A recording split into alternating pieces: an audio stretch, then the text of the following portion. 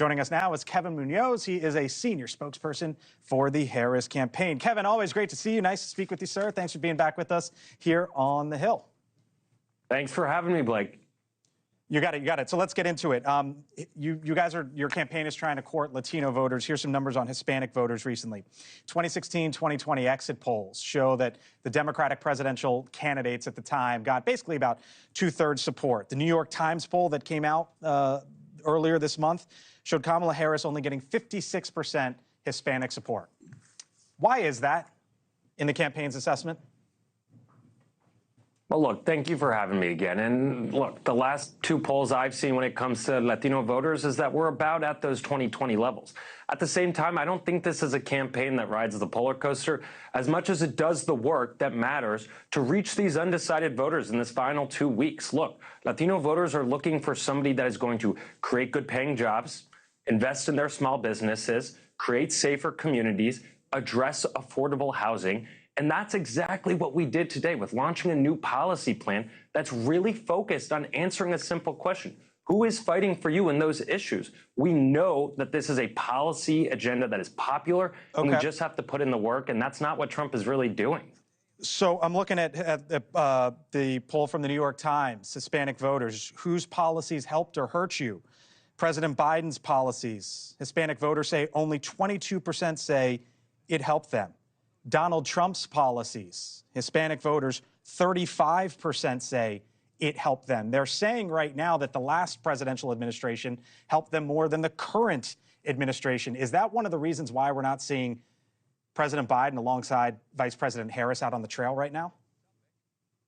Well, look, Blake, the person that I work with is seeing a tremendous growth and improvement among those key economic issues and who is fighting for them. Just today, and new polling showing that the vice president and her vision, lowering costs, creating opportunity, is resonating among Latino voters. At the same time, I think that our view is that we continue to have to be in those places where our voters are consuming their news. How do you overcome it, though, Kevin? Make sure that we have those interviews like we're doing tonight.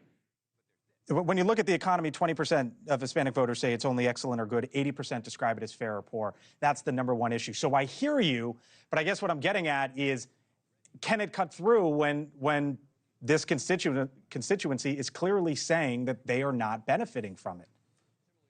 I kind of disagree with that assessment. What I would also say, though, is I think that you know and I know that polling Latinos is not easy, and I don't think we're going to continue to just go after number by number instead of what we are hearing and seeing on the ground, which is that voters are looking for a candidate that represents change, that is going to fight on issues, not deliver on the same stasis that Donald Trump represents, and we're going to continue to put on the work. 14 days is a long time in a close election, and we're focused on doing that work.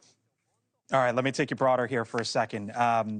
Pennsylvania, the key battleground state, and the longtime Democratic Senator Bob Casey, he's on the ballot there, Kevin, as you know. He ran this ad the other day. I'll play a part of it for you. I'll get your reaction on the other side.